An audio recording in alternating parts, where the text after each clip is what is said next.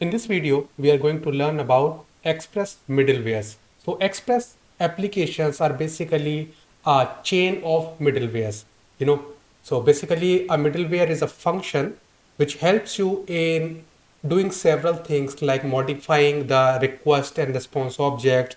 And if you want to do something custom like logging all the incoming requests or the outgoing responses, you can do that using middlewares. So middlewares are basically small functions which can help you in plugging things in into the Express lifecycle. Okay, so let's see how can we create a middleware. So let's first of all create a new branch. Okay, and we are going to perform the coding in this particular branch. So let's create a simple middleware. So middlewares can be established or plugged in into certain levels. The first one is the application level.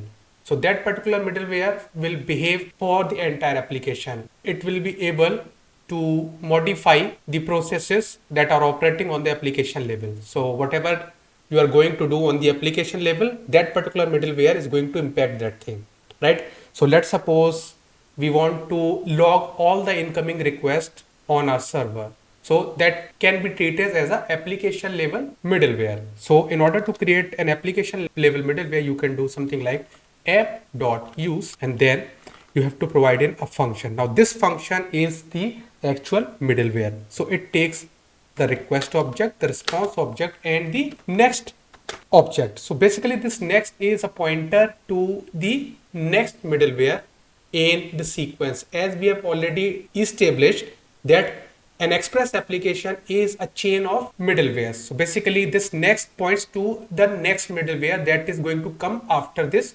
particular middleware. Okay, and it is the responsibility of the Express framework to establish that chain. Okay, so somehow you magically get that next middleware in this particular variable which you can use.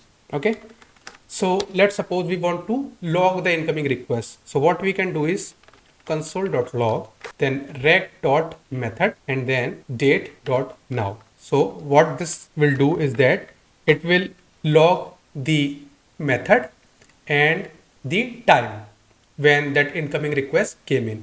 Also let's log rec.path so as to log the path as well. So this is our middleware and let's run our program and go to Postman and hit enter, and here you will see that this is the path, this is the method and this is the timestamp. This is the epoch time. Okay, but now you have noticed that our request is still ongoing. It is not yet terminated because we haven't called the next middleware in sequence. Okay, so this step is necessary when you are dealing with the middlewares.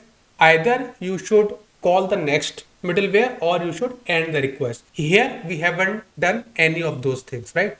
So let's first of all try the first one. Let's call the next middleware. Let's reboot this thing and send the request again. Now it has properly ended because first of all it processed this middleware and then it called next, and the next logical step was to go directly to the handler for input, which is located right here. So it came here and it executed its body. Okay, so that way it ended. We can also end the request from a middleware.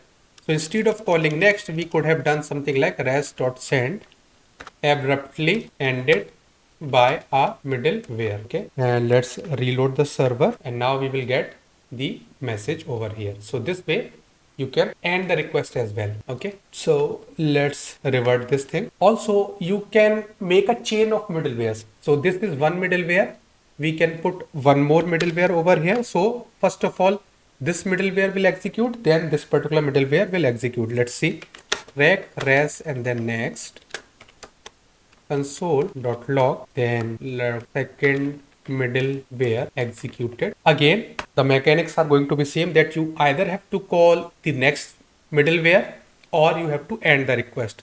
If you are not going to follow either of those, then this particular request will be forever stuck. Since this is an application level middleware, all of the routes are going to be stuck and they are not going to work because this is mounted on the application level. Okay, so again you have to use the next call in order to call the next middleware. Let's reboot this thing and send the request. And now you can see this is our first middleware, this particular line, this line, and this is coming from the second middleware. So this way you can change as many middleware as you would like. Okay, so this was the application level middleware. We can also mount middlewares on the route level. So we have this book router in place. We can create a router level middleware, router dot use, and then we can again mount a middleware, rag, res, and then next, and simply call book middleware executed. So this will clearly tell us that our middleware was executed, and then call next. Okay, all right. So for book, we will use this request. Where is it? We have it over here. No, we don't. So let's do this, or simply type it over here, books, and we have gotten an error, cannot post. So we have to issue the get request, and this is fulfilled by this router. So let's see whether our book middleware was executed or not. It was not, because we haven't rebooted the application. Let's reboot this application and do send the request. And now you can see the sequence. First of all, the application level middlewares were executed, this one and then this one. Then it came down to the router level middleware, because these two lines are coming from the application level middleware, and then this third line is coming from the router level middleware, and then it called next. So it came down to this particular function, which can also be treated as a middleware. So this thing got executed, and hence we have gotten our response over here. So this way it works. So middlewares are this easy. So this way you can create your custom middlewares. But we have also used middlewares from the internet. Body parser was one such middleware which we have used. This is a third party middleware. So basically, in case you want to create your own middleware, you can do that. You can package those middlewares into a separate node module and then upload it onto the internet on npm registry, and then you can share it with the world. So let me also show you how you can do that. So I will just abstract away this particular middleware in a separate file. I will create a new file. I will call it logger and then js. Okay, and I will export a simple function module dot export, and it is going to be a function request, response, and name. And I will simply paste this stuff over here, and let's get rid of this, and then let's do this. So this is just a module which is exporting a single function.